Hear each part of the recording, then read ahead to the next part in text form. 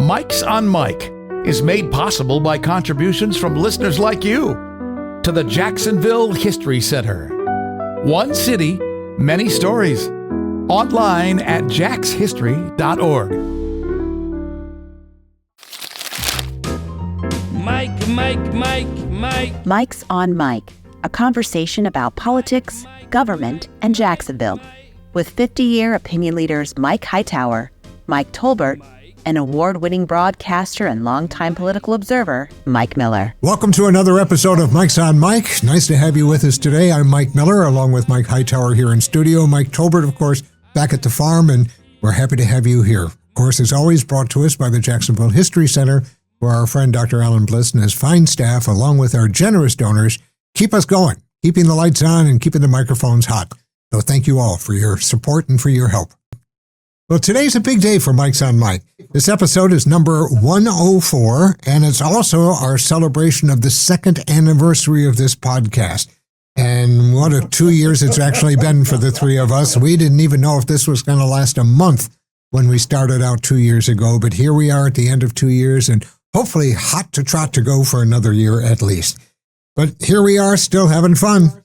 Mayor Donna Deegan has introduced her 2025-26 city budget, and there's a lot for us to unpack, and to help us do that, our guest is Mike Mendenhall. Mike is associate editor and reporter for JAXToday. He covers City Hall and the Florida legislature. And Mr. Mendenhall, it's great to have you with us. Nice to meet you. It's great to be here. Thank you guys for having me, and I'm so glad I could add a fourth mic to the panel today. So that's how you got invited. It's only try to do that as often as we can. Well, now I don't feel as exclusive and special. Yeah, that's okay. Speaking of exclusive and special, Mr. Tolbert's going to kick it off for us. Mike, it's good to see you again. I remember when Hightower and I first met you, when we were just beginning to organize our JAX, and we called on you. You were and folks at Jacksonville Daily Record, and that's when we first met you. Tell us a little bit about your background before we get started.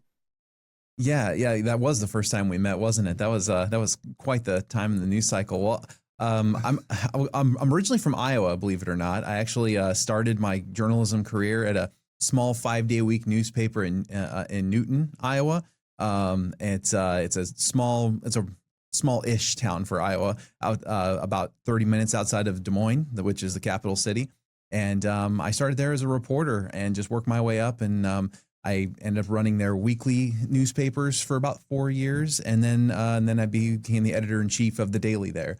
And after, I believe it was 8 years there, I moved to Florida. My wife and I wanted to find an ocean, and we found one. And the Jacksonville Daily Record helped provide it. So, and I was at the Jacksonville Daily Record covering City Hall for almost 5 years.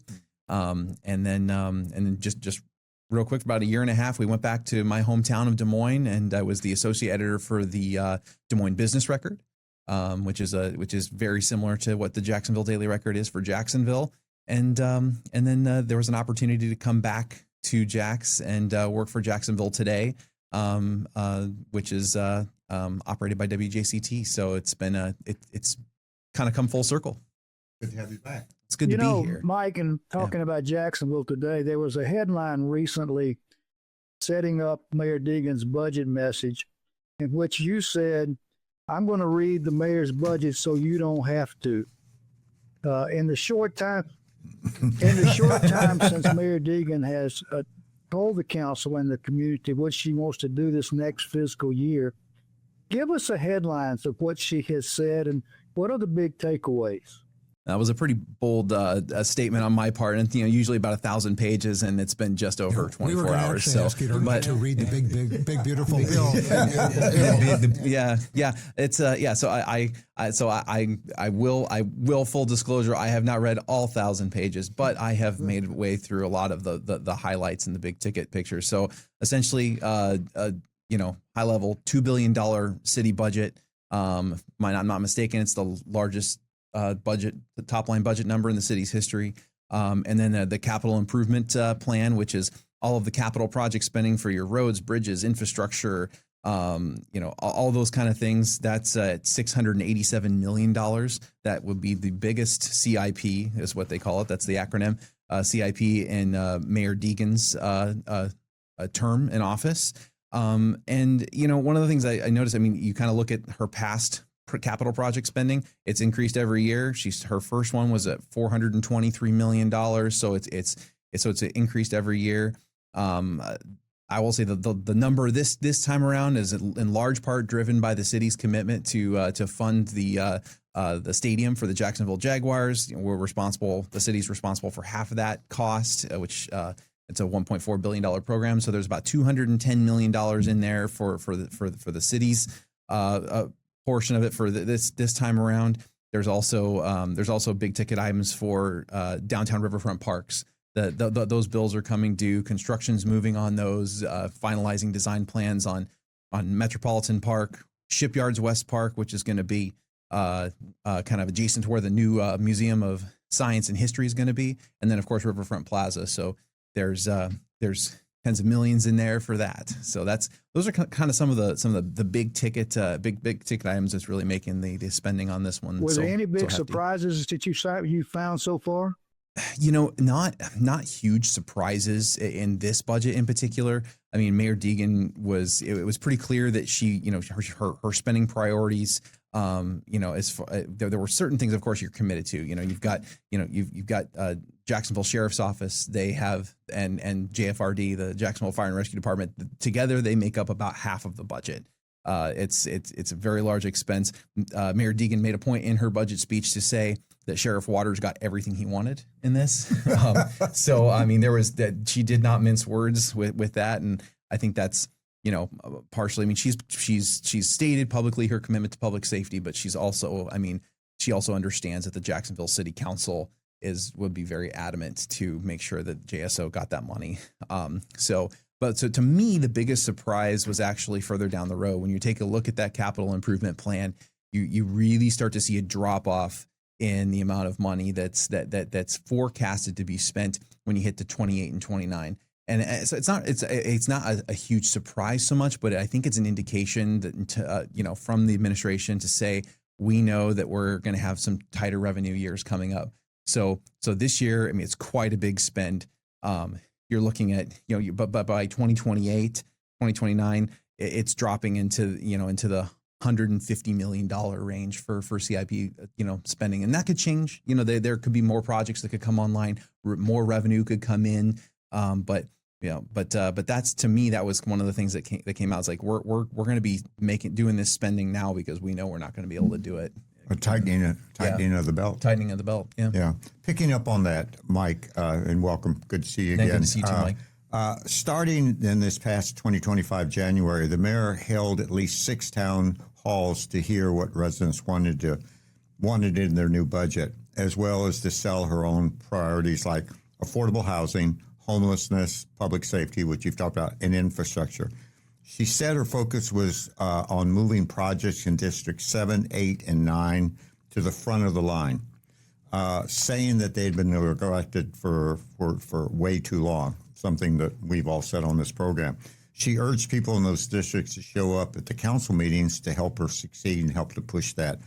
In presenting her budget, since you sort of were there, did the mayor put any special emphasis on those 4 districts, and what kind of spending does this budget give that in the past was left out? I've got a follow-up meeting, but let's talk about those 4 districts. Yeah, I mean, if you look at her spending, there's $9.2 million in there for septic tank removal, which is a perennial problem. It's a problem that's happened that's been going on since consolidation. Compromised, aging septic tanks that really impact the environment and property values, and a lot of them do happen to be in those particular council districts that you highlight. 9.2 million is not a lot of money, but the mayor told reporters afterward that, hey, look, there's only so many of these projects because they're so labor intensive. There's only so many of these projects we can get done in a year. So they're trying to allocate the amount of money that they think that they can, complete that in a year. So she's trying to move forward on that. The Ritz Theater, there's improvements in there for that, which is also in those districts, which is a real, kind of a gem and an entertainment draw for one of those districts. There's a new fire station that's scheduled on Sutel up in Northwest Jacksonville. That's also in there. There's also $51 million in the budget for road resurfacing, sidewalks, both new and rehab, and there's money in there for drainage projects. Now, there was, it's not, I haven't gone into the project list specifically, but one of the things the mayor mentioned is she was touting that there are communities in Jacksonville that haven't seen sidewalks for decades, and we're going to be, building those and putting those in there. So that's really kind of, I think, the emphasis for those districts is, putting in those basic quality of life things and, infrastructure improvements. So, so there is an emphasis on that. And there's also money in there for health, healthcare initiatives, mental health care initiatives, about $7.1 million, which I think will probably benefit the constituents in those districts quite a bit. You mentioned the town hall meetings that she was having, and she specifically referenced those folks, some of them by name, in her speech. And and access to mental health care, access to health care was something that a lot of those folks were prioritizing, and some of those town halls were in those districts. My follow-up meeting really kind of comes back to in her last year's budget. She proposed a one-time expenditure of $10 million for homelessness, and that's an issue we've struggled with for years. So then the council cut it back to $1 million, which is not surprising. Does this new budget attempt to restore any of that money for the homeless issue that we are confronted with? There's $12.1 million in the budget for both homelessness and affordable housing. And so for both, to combine there. So yes, and some of those, I mean, there's eviction aversion, rent assistance programs. There's down payment assistance programs that are being funded. There's money that $12.1 million includes money for extra shelter beds. So yes, there is an attempt to kind of restore that funding from last year. And I think, and it was interesting, before the budget passed, the city council actually ended up putting about $3 million from a $45 million bill for downtown housing. $3 million of that is now going to go to countywide affordable housing. So I think and possibly even put in the trust fund, which is one of the issues that happened last year, is that the city council didn't feel like this trust fund project that was partially operated by the community foundation was they didn't think it was ready for prime time, even though most advocates in the affordable housing space did think it was. So this $3 million that they approved just before the budget is going in there. So I think the mayor is kind of calculating that, hey, maybe the council is going to be more amenable to it this time. And housing is also one of the top issues. There was a recent University of North Florida poll that said that, look, housing is the biggest issue. Overtook crime. Housing affordability. Yes. Overtook crime for the first time in years. So I think that she sees the political wind on her back for that particular issue, and kind of powered right by the constituents. So I think that she saw an opportunity to put that in there. Yeah, we had Dr. Mike Bender on there, and when he wrote that was just stunning to us to see that affordable housing had moved up to the top of the thing. So hopefully the council is hearing that. There are several council members who have employment connections to some of the Jacksonville's nonprofits, including Council President Carrico and Vice President Nicholas Holland, too. In recent budget years and often late at night, the funds have been added to some of the nonprofits without any public notice, without any hearings, and other nonprofits having an opportunity to compete for those funds as they have in the past. In May, the mayor introduced a bill to increase transparency in awarding of funds to nonprofits, especially if officials or their families are connected to them in any way. The proposed new process would require public notice and a 2/3 majority vote to waive those standard procedures. As the council begins its deliberations on this new budget, what's the status of the mayor's proposal in that regard? And do you think that some of the council members may continue to ignore it and continue serving and voting on money that would go to nonprofits that they are connected to? I mean, I can't speak to what the council is going to do. Council members individually are going to do, but that proposal, the mayor's proposal, did actually pass the city council. There was but not without changes. There was some, I would say, consternation, particularly from past president, council member Ron Salem, who was concerned. He very publicly stated that he thought that bill was a personal attack against his family. So so they added provisions to that bill.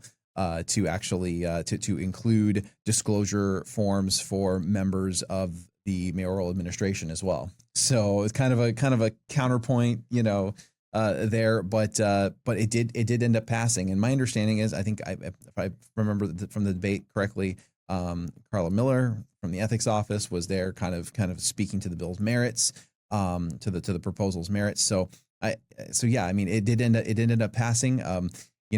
It's constantly been an issue over the years about city council members, having these connections to these nonprofits. Often you'll see council members, having to recuse themselves from voting, and they're supposed to, so they can vote on the budget bill. They're supposed to segregate out those particular, grants or funding mechanisms for the nonprofits. So the council members can actually take a vote on the full budget bill. So we'll just have to see. We'll have to see how it plays out. We'll have to see what they do and how they how well they follow that ordinance. Mike, one of the things that's going to be different about this year's budget is the use of AI. Mayor Deegan seems to have been using AI to some extent over the past several months to try to uncover inefficiencies and hope for better spending, or to spend smarter. Help us how understand how AI influenced the preparation of this particular budget that she presented this week. Yeah, so we did some reporting on this at Jacksonville today. So the city entered into a pilot program with an enterprise AI company called C3 AI. They basically used AI technology to comb through about three specific departmental budgets. The largest, which would be Public Works, Library, and Parks. It was the sheriff's office and JFRD were excluded from that, but the next three largest were used. And yeah, so one of the things that the pilot did too is they created an AI-enabled residential property appraisal application through the Duval County Property Appraisers office. One of the things that's supposed to do is it's supposed to generate faster and more accurate property valuations, which can be used to more accurately project city revenues. That was another way that they used AI in this budget cycle. And again, they were using it to find duplications in contracts, which could end up costing the city money. So those were some of the major ways that they used it. Now, this is a pretty limited pilot program, so it's only to last a year. But the Deegan administration is hoping that if this is successful, that they can kind of broaden it and expand it across the city budget. And it's interesting because the city of Jacksonville is actually one of the first cities in the state of Florida, and possibly one of the first in the nation to use AI in their city budgeting process. That's what the Florida League of Cities told us over at Jacksonville today, that Jacksonville is really kind of a pilot for this, at least at this scale. So it'll be interesting to see how it plays out. I mean, and also too, there's been a huge push on city council to try to find waste and abuse and in city budgeting and in the city's finances. So I think this was a way for the mayor's office to say, look, we're trying to use every piece of technology, every resource at our disposal to do that. So just not going on, I just want to follow up, for someone, way off this generation, I don't understand when you talk about AI, this is going to be something that's now just going to be part. I mean, we're one of the first cities to do this, but I guess in the journalism world, this is something that's just AI is going to be front and center going forward. Yeah, I don't think there's any stopping artificial intelligence at all. I think if just from a journalism perspective, if you're asking how we use it in our industry, we're pretty cautious right now as to how we use artificial intelligence, because AI language models, they still get things wrong. They still, there's been instances of AI programs actually making up facts, and then when you go back and you ask it, like, hey, did you make that fact up? It will admit to the fact that it did. So so I think journalists are very careful to make sure we're continuing to use the source material, continuing to talk to people. If there's anything that's AI generated, and we do not do any of this at Jacksonville today. We don't actually We don't use AI to write any of our stories or produce any of our content or reporting. But there are news outlets out there that are experimenting with it, and one of the things that they do is they have disclosure statements and say, this headline was produced using artificial intelligence, or this story summary. You'll see a lot of stories or summaries at the tops of stories. Times Union is starting to do that now with bullet points at the top of stories. Here's a bullet point summary of what you're going to be reading, and I assume that's being done by AI.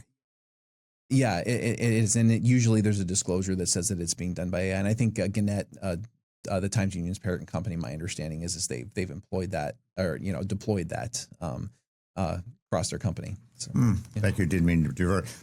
Mike, it's hard to talk about any city budget. You mentioned this earlier without looking at public safety. When she ran for mayor, Mayor Deegan's opponent said that she would defund the police. And if you remember, it was extraordinarily divisive here in the community. She has done just the opposite. And it seems that the mayor and Sheriff Waters seem to have a good working relationship despite their political differences. Does the mayor continue to boost public safety in this budget? And if she does, how and how much is she doing? Yes. First, can you talk about what you perceive from Today Jacksonville, their relationship and the budget? Oh, I have not spoken with Sheriff Waters myself about this, but just by looking at the budget that she just presented and going off of the mayor's statements, it seems like they are working quite well together. She mentioned in her budget that, like I said earlier, that Sheriff Waters got everything he wanted. So I think that that pretty much says it all right there. The JSO's budget in this is going to be, if it's approved by City Council, be $638 million. So it's about a $5 million like overall increase from last year. So it is an increase. But one of the things you're seeing the biggest boost in, and this is partly because of recent contract negotiations, is an increase in salaries for both the sheriff's office as well as Jacksonville Fire and Rescue, over about $100 million increase in salaries and pension benefits. So that's really where the big investment is coming from, and is coming in this budget when it comes to the sheriff's office and public safety is really the people, the individuals. So that's really what you're seeing there. But so yeah, to answer your question, it's kind of a long way of answering your question. Yes, she is increasing public safety spending. And just to follow up on your follow-up too with that, Mike, is that as we spoke earlier, we're going to be going through some very lean economic times in years ahead. And I'm not wondering if she and Sheriff Waters haven't had some frank conversations to say, listen, I'm going to give you the money, since we have it, but you got to understand that when we get into 2027, 28, and 29, when we're anticipating lower revenues, we're not going to be able to fulfill as many wishes then as we're able to do now. So it might be kind of like here's the carrot, but the stick is not too far behind. Maybe that's a possibility. I would say too, though, I can't imagine in Jacksonville, just in the 6 years that I've been associated with the city or covering the city, I can't imagine the budget for JSO going down. It's always gone upward. But there could be a situation where look we can't increase it this year. It's going to stay flat. But to that earlier point, we were talking about the UNF poll and how crime has kind of decreased as a top issue for a lot of folks who responded to that particular questionnaire. You could say that there could be an argument there that, hey, look, the increase to public spending is one of the reasons why people aren't as worried about it anymore, because we're trying to reduce violent crime and it might be working. So that's there could be that argument as well. But we'll have to see what happens in the coming budget years. But yeah, I mean, I think that Sheriff Waters and Mayor Deegan seem to be kind of aligned when it comes to their viewpoints on public safety. Just to pick up on that, though, is that this year's budget for Tallahassee, they're already anticipating next year that there's going to be less money available. So I think with COVID money, a lot of money going away, I think we're going to have to be looking at the bottom line, which then goes back to the projects, the debt, and those kind of things. So I think we're headed for a tough negotiations down the road. Well, and then there's also the question too, if about for the state legislature about what's going to happen with property taxes. Yes. There's been a push by Governor DeSantis to eliminate property taxes on certain residential homeowners.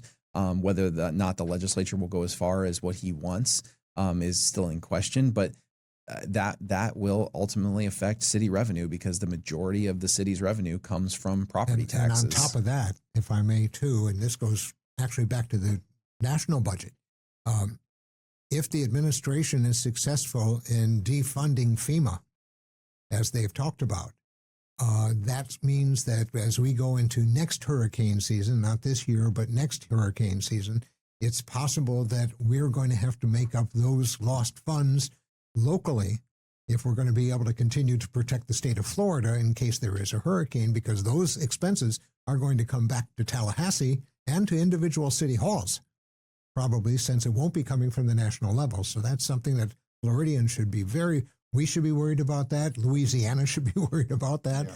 All of the Gulf states, whatever Gulf you want to call it, all of the Gulf states should be very concerned about the loss of FEMA dollars moving forward because of unanticipated weather patterns. Well, if those research and if the responsibilities for that do divert back to the state, you're also going to have extra pressure on local institutions like JSO, like JEA, which already help with hurricane response. JFRD, our first responders. It just adds extra pressure for those folks, and and there definitely could be unknown and unintended costs right now on municipalities, especially cities the size of Jacksonville. Yeah, 844 Just ask the square governor miles. of Texas where he's going to get the money to be able to try to move that back to a normal. It's going to be and new floods coming. There's no question, as we have pointed out, that there's not always a lot of love between the Republican leadership and the mayor's office. But somehow she seems to be able to work in such a way that at the end of the day, she's doing pretty well against that super Republican majority. We also see there's a fairly hostile finance committee, though Councilman Arias, who is my councilman and just happens to be my councilman on the South Side, he has gotten along pretty well with the mayor's office, and he'll be chairman now, I guess, of finance. Do you see, however, that there's going to be a lot of friction between what gets through finance, particularly with the budget, and what the mayor wants? Well, I think there's a few things to watch for. Actually, right before we came on the podcast here, I was watching the Council Finance Committee, and Councilman Arias stated that one of his priorities is going to be and one of Council President Carrico's priorities is to look at lowering the millage rate. Now, whether or not that now Arias was very careful to say that we can't make any promises, but if that does come to pass, and if you do lower the millage rate by 0.5 mil, which that would be about $25 million for the city. So you have to cut that from the budget somewhere. So. And another comment that he made about the budget, he did praise the budget at the finance committee meeting. He said, the mayor's office has delivered us what I think is a very good budget. He goes, but we can make it a great budget. So there are definitely going to be priorities that the council wants to get into the budget, things that they may want to cut. So I don't think it's going to come out like completely clean. That being said, Mayor Deegan appears to have, and she's always kind of done this in her budgets. She crafts them in a way that makes it, I think, pretty difficult for the council to cut and slash from them. Like we were talking about earlier, making sure JSO and JFRD are fully funded. Really, prioritizing infrastructure projects that have direct impact on the districts and the people they serve. Affordable housing and homelessness, also priorities of the city council, emphasizing those things. So you can see that she's crafting the budget in the ways like, okay, I want to get these things done, and I know that these things can get through council. So there'll be some give and take for sure. I also think too the relationship between the council president and the mayor's office is going to be something to keep an eye on. In her budget speech, she was very clearly a kind of giving a nod to Council President Carrico, praising him, talking about their mutual belief of helping children. Council President Carrico works for Big Brothers Big Sisters, so she was definitely kind of giving him that nod and appreciation, trying to establish that relationship. noting what he had said about expanding children's services and making sure that KHA was fully funded in his council installation speech. So and then a few weeks ago, she also stated publicly during a big fight over immigration that even though she didn't always see eye to eye with former Council President Randy White, they got along. There was never a crossword between them. She's you can kind of see how she is positioning herself and how she's trying to be strategic in the relationships that she's building with those folks, knowing that there's going to be situations where they don't agree, and with a mayoral race coming up, knowing that there's going to be situations where these council members that have political aspirations are going to probably take some swipes and some hits. Well, it's also the art of negotiation. Is let's figure out all the things we agree on, put those aside, so we're and let's hope that bucket is much bigger than the ones that we disagree on, and then you can negotiate. Well, we agreed on this, so as Mike Tolbert has shared with us on this podcast more than once, she is a master of communication. And as Mr. Tolbert says, you can never over-communicate with the voter. So I have an idea that is one of the strengths she takes into negotiations. Her ability to communicate. Oh yeah, it's going to be interesting to watch too as they get into the budget hearings, as they really start to go through it. How the administration communicates their priorities and what they can. And don't be surprised if she doesn't go back on the road again and do a few community meetings just to talk about the budget, so that she can make that point across to the public as well as to the city council. Selling the budget to the people. Well, guys, believe it or not, we are past our time, but it's been great.